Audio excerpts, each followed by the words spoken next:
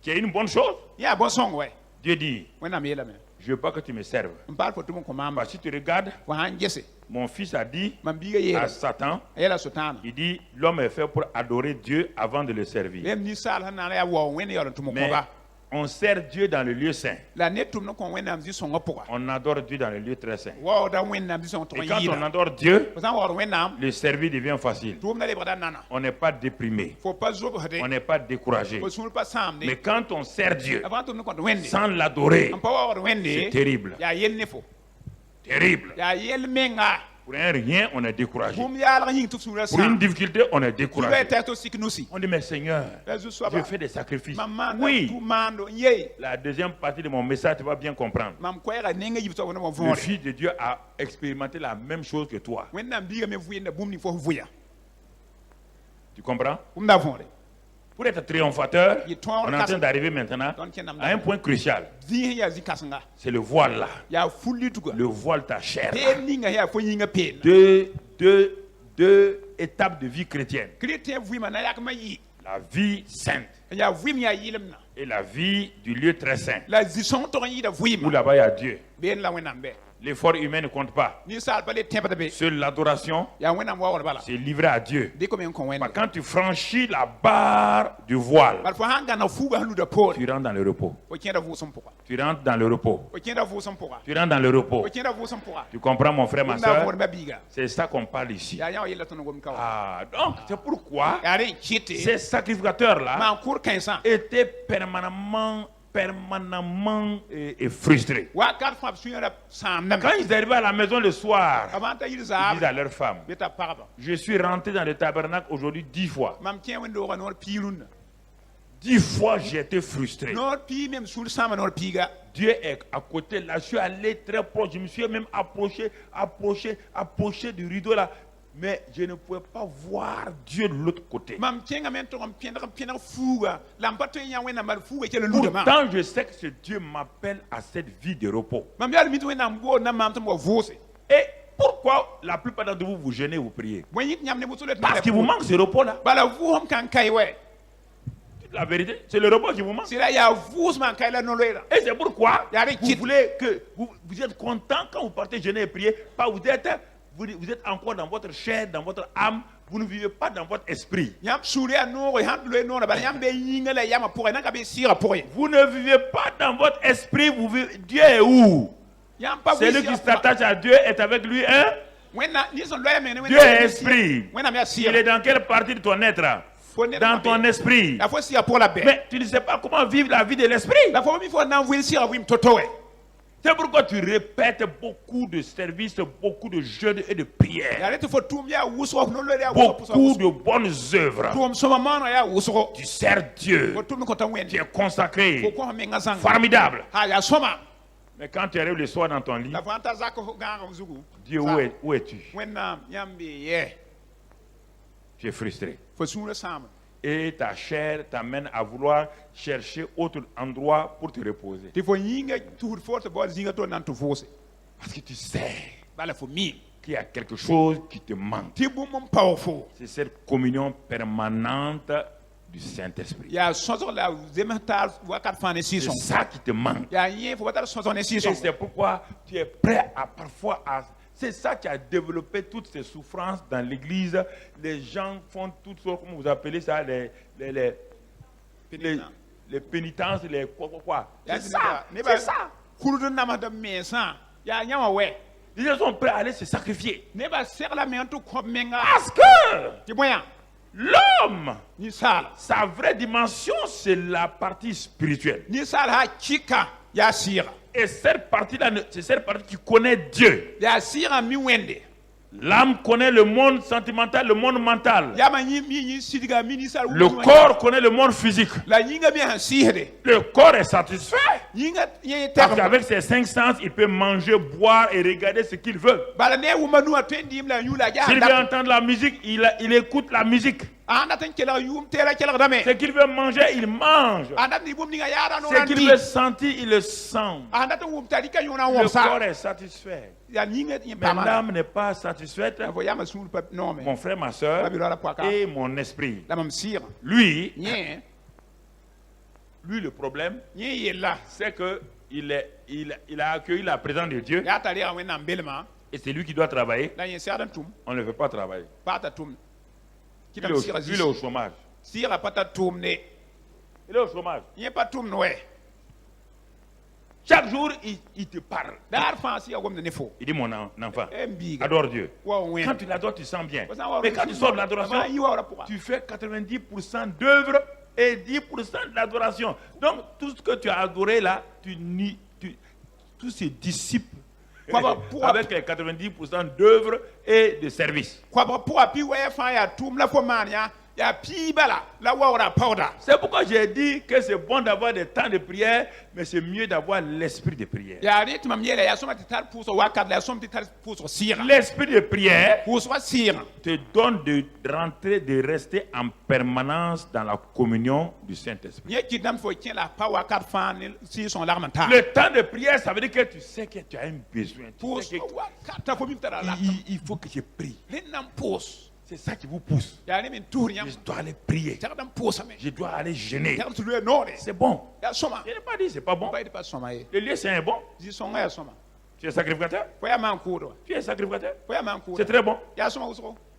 Mais pourquoi tu ne peux pas prier? Il faut demain encore que tu pries. Pourquoi tu n'es pas satisfait? Il te faut régulièrement 6 heures, 3 heures de prière. Pourquoi? Tu n'es pas satisfait. Ou bien il te faut donner ça. Il faut te faire des œuvres pour que tu sois content. Les jours que tu donnes 1 milliard à Dieu, tu es content. Et comme tu peux donner 1 milliard à Dieu tous les jours, tu es obligé de chercher pour quelque chose pour te satisfaire. Nous cherchons des choses pour nous satisfaire. Nous aimons chercher des choses où les gens vont nous admirer. En ce temps, ton esprit attend de le laisser dans la liberté, que le Saint-Esprit qui demeure en lui puisse te conduire. La Bible dit dans Romains 8 que le Saint-Esprit est venu pour nous conduire.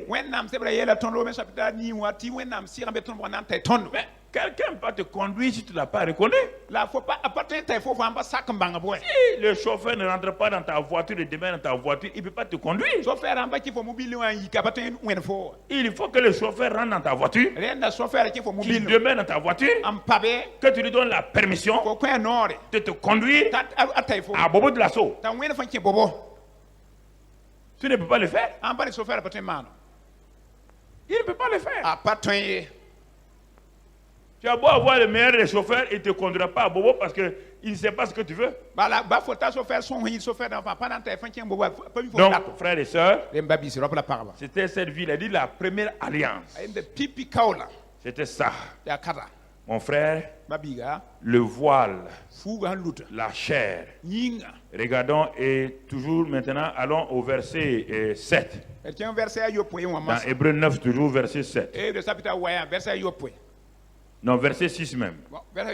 Or, ces choses étant ainsi disposées, les sacrificateurs qui font le service entrent en tout temps, vous entendez, dans la première partie du tabernacle. Et dans la seconde, le souverain sacrificateur seul entre une fois par an. Regardez les deux expressions. Tout temps, une seule fois. Ça veut dire qu'il y a une insatisfaction. Et quand il sortait de là-bas, les gens voyaient qu'il avait rencontré Dieu. Quand le souverain sacrificateur sortait, du peu de temps qu'il a passé avec Dieu là, il a parlé avec Dieu là, tout le monde était content. Une fois par an, tout le peuple venait se réunir. Personne ne voulait manquer ces rendez-vous en Israël. C'est cette fête qu'on appelle le Yom Kippour, la fête des expiations. Personne ne voulait manquer ça. Le fait de voir seulement le souverain sacrificateur entrer dans le lieu très saint et sortir vivant, aller parler à Dieu, recevoir les commandements de Dieu, recevoir les révélations de Dieu, sortir vivant et que le peuple le voit. Oh! Les gens disent aïe aïe aïe. quel jour nous aussi on va avoir ça? C'est pourquoi ceux qui connaissent Dieu de cette manière-là, quand ils parlent, ceux qui sont assis disent, quand je veux connaître ça?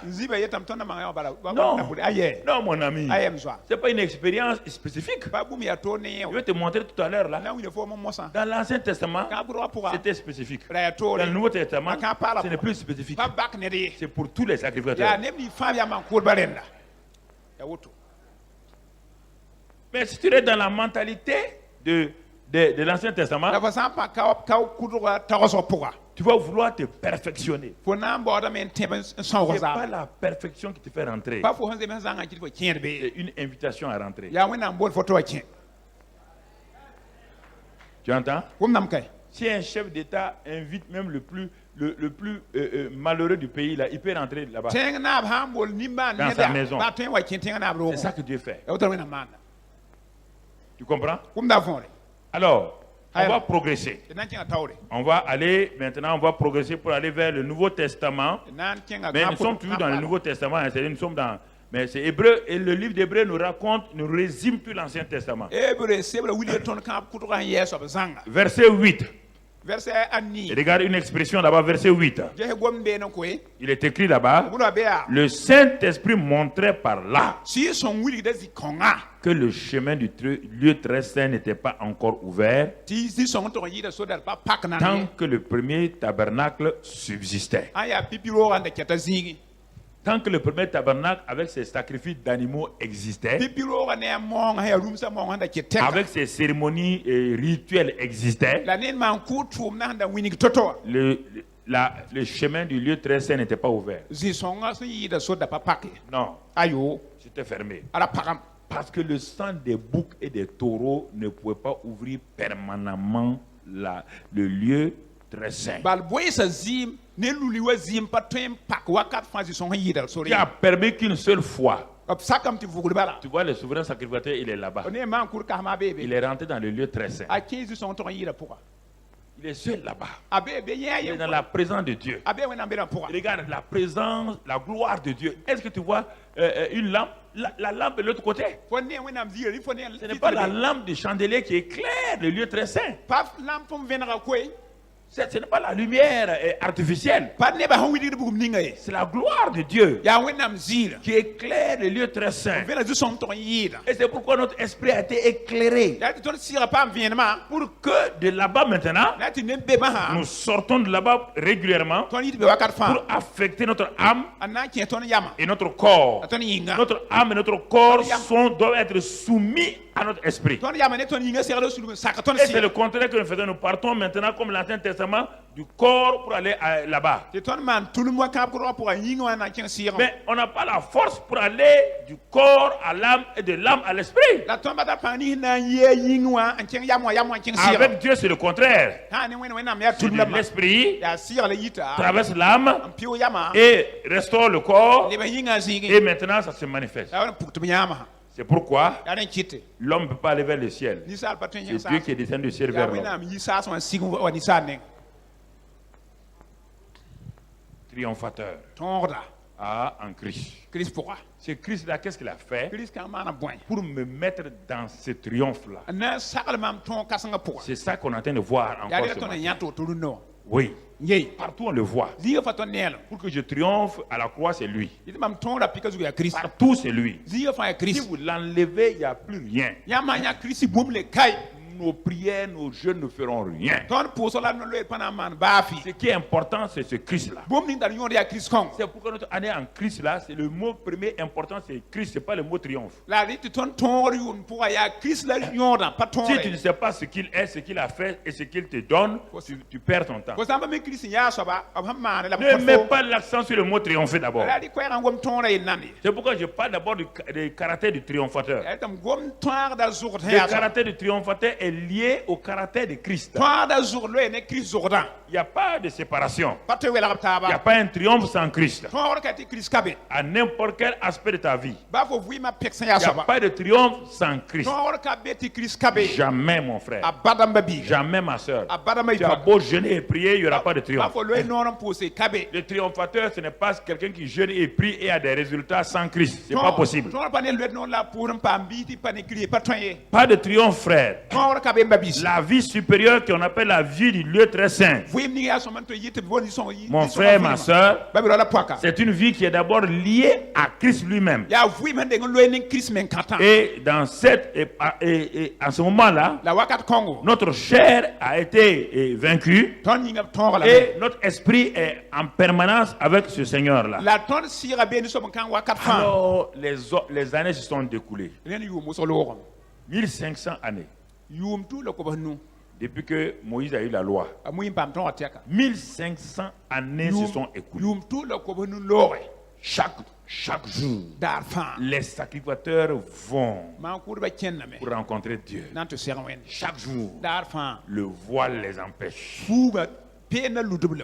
Ils pleurent, ils jeûnent.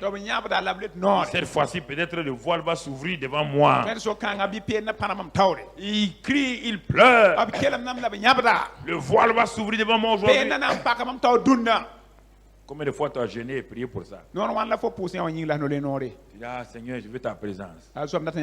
Tu as chanté toutes sortes de chants. Tu as prié et jeûné. Tu sors avec quelques tremblements. Tu sors avec quelques joies. Tu sors avec quelques repos artificiels qui se font au soleil comme le beurre au soleil. Dès que tu sors, le petit problème que tu as à la maison, à cause de ta femme, déjà tout est parti. Pourtant, il n'a rien fait de mauvais. Mais, parce que ça te montre que tu es du beurre. Les expériences là, c'est le beurre. Et tout beurre au soleil se fond rapidement. Et à ce moment, les chrétiens sont frustrés. 1500 années. 1500 années. Les gens ont dit, bon, abandonnons. Et c'est pourquoi les scribes et les pharisiens ont inventé de nouvelles lois. Puisqu'ils ne peuvent pas faire rentrer quelqu'un dans le lieu très saint. Eux-mêmes ne peuvent pas rentrer dans le lieu très saint. Ils ont inventé beaucoup de choses pour mériter. Le jour du sabbat, tu ne dois pas faire plus de 300 mètres. Tu ne dois pas faire ceci. Tu ne dois pas faire cela. Ils ont inventé des lois plus que Moïse. Mais malgré ça, ils n'ont pas de joie. Mais le peuple dit, mais où ils nous amènent ces gens-là? Non, faites ça. Il faut jeûner, il faut prier, il faut faire des sacrifices, donner vos dîmes offrandes, sanctifiez-vous tous les jours. Le peuple était là régulièrement. Tout le monde était sincère. Mais ça ne marchait pas. Non, mon frère. Je vais vous montrer quelque chose dans laquelle où nous vivons, on est convaincu. Pour un petit problème, vous voyez les gens qui se convoquent, on va les prier. Allez, oui, allez prier. Mais je ne peux pas parler plus que tant que vous n'avez pas compris la vie du lieu très saint. Je n'ai pas prié. Il y a des gens aussi qui disent, ah voilà, vous qui priez, si tu ne pries pas, toi tu es plus misérable qu'eux encore. Je préfère les gens qui prient comme ça. Et voilà, et au moins ils sont, voilà. Tout de suite là, les paresseux là vont dire voilà, donc voilà, le Saint-Esprit m'a dit ça. Oui. Ah ouais. Ah voilà. Ma femme, tu pries trop. Je ne parle pas de ça. Au moins elle prie. Gloire à Dieu.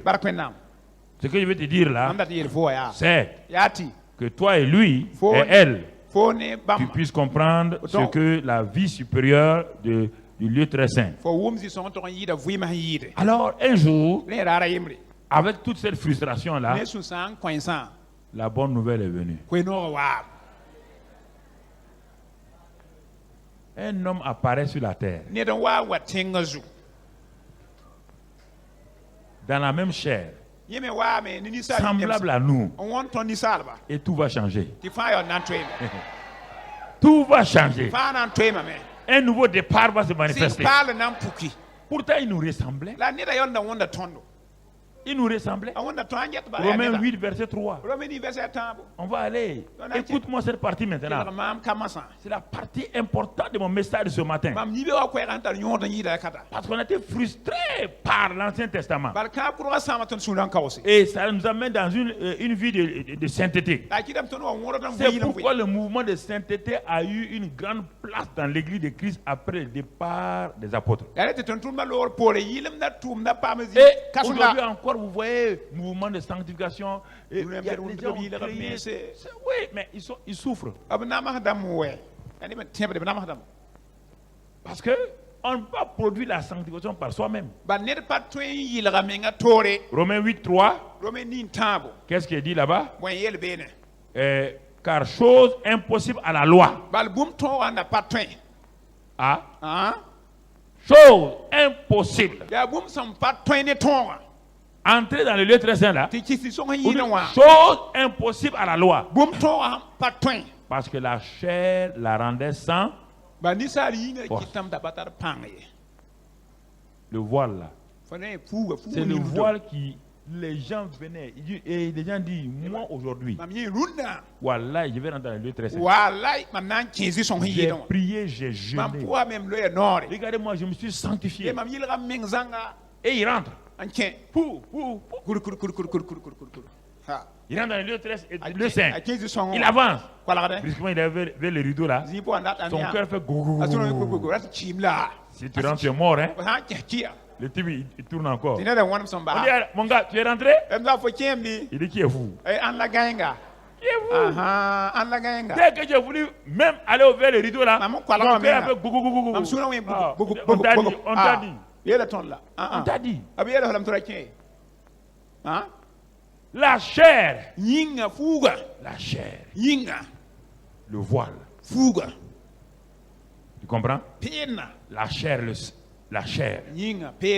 La chair là. La chair rendait impossible ces choses.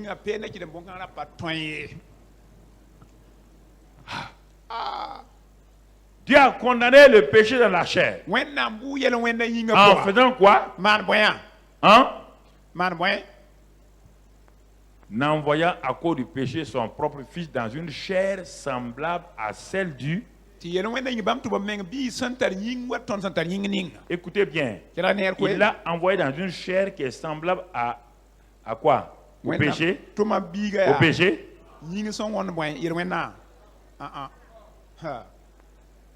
Attention, hein? Il l'a envoyé dans une chair semblable à celle du. Mais est-ce que sa chair avait du péché? Voici maintenant. Le vrai agneau va venir. Il est là. Dans une chair semblable à celle des hommes. Dans une chair semblable à celle des hommes. Il devait manger comme les hommes. Il se fatiguait comme les hommes. Il devait boire comme les hommes. Mais vous allez comprendre, et même avec lui, ce qui va se passer. Depuis qu'il est venu sur la terre, là, lisons quelques passages, Hébreux 2, verset 14. Hébreux 2, verset 14. Qu'est-ce que la Bible nous dit là-bas? 2, 14. Ainsi donc, puisque les enfants participent au sang et à la chair, lui-même il y a participé aussi, afin que par la mort, il ait anéanti celui qui a la puissance de la mort, c'est-à-dire le diable, et qu'il délivra tous ceux qui par crainte de la mort étaient toute leur vie retenus dans la servitude. Donc tu comprends ici, il est venu dans une chair semblable, et lui aussi, donc il a participé au sang et à la chair comme toi. Hébreux 4, verset 15. 4, 15.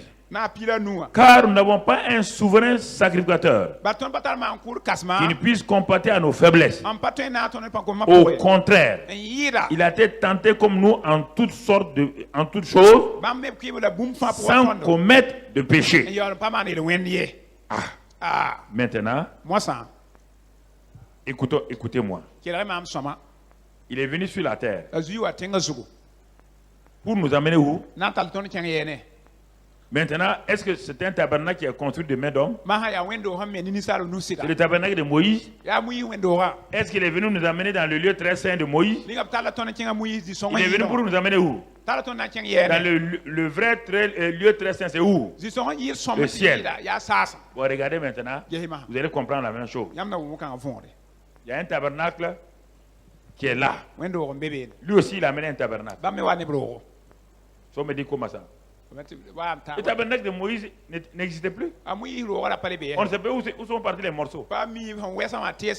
C'est parti. Quand Jésus est arrivé, il n'y a plus le tabernacle de Moïse. C'est normal. On dit que tant que ce premier tabernacle subsiste là, le chemin du lieu très saint était quoi? Fermé.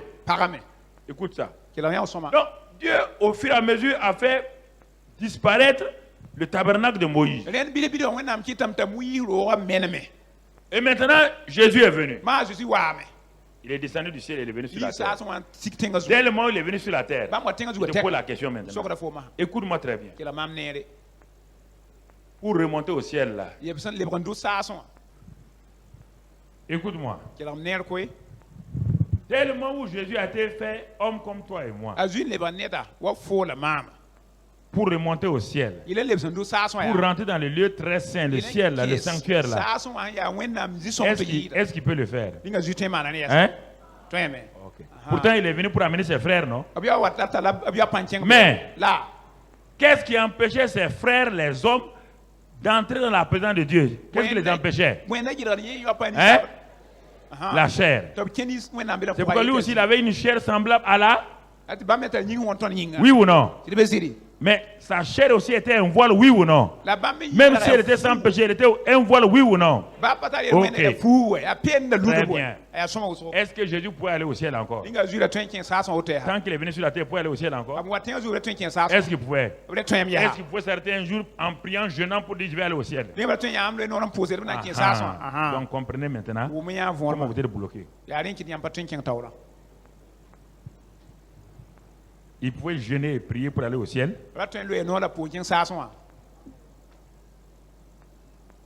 Même s'il avait dit au Père, je vais aller au ciel maintenant, le Père dit non. Pour entrer dans ma présence, il faut que le voile soit déchiré. Et le voile là, c'est la chair. Si tu veux que tes frères là puissent rentrer, il faut que ta propre chair soit déchirée, qui est le voile. Vous comprenez?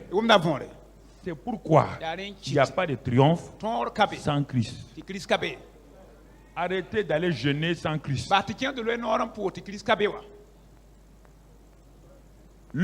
La porte du lieu très saint est fermée par le voile de la chair humaine et Jésus avait une chair humaine. Et regarde maintenant. Regarde. Il a envie de retourner au ciel, mais le Père dit, mais tu es venu pour quelque chose, non? Tu es venu pour que la chair des hommes soit détruite. Hébreux 5, verset 7. Écoute-le, lui, Jésus, dans les jours de sa chair, tu entends? Quand il était dans la chair, ayant présenté avec de grands cris et avec larmes des prières et des supplications à celui qui pouvait le sauver de la mort et ayant été exaucé à cause de sa piété. Il a prié, il a supplié. Hein? Et il dit celui qui pouvait le sauver. Il a appris bien qu'il fît l'obéissance par les choses qu'il a souffert. Est-ce que tu m'entends très bien? Et qui, après avoir été élevé à la perfection, est devenu pour ceux qui lui obéissent l'auteur d'un salut éternel. Le Fils, il a prié, il a supplié. Le Père dit, le voile est toujours là. ne peut pas rentrer au ciel. Le péché a souillé le ciel. Tu as dit que tu viens écouter. Tu as dit que tu viens sur la terre pour enlever le voile. Et c'est pourquoi je t'ai donné un corps appelé voile. C'est à travers ce corps-là, quand tu vas le livrer à moi, que ça sera une porte pour tes frères d'entrer dans ma communion permanente. Si nous ne retournons pas à ça,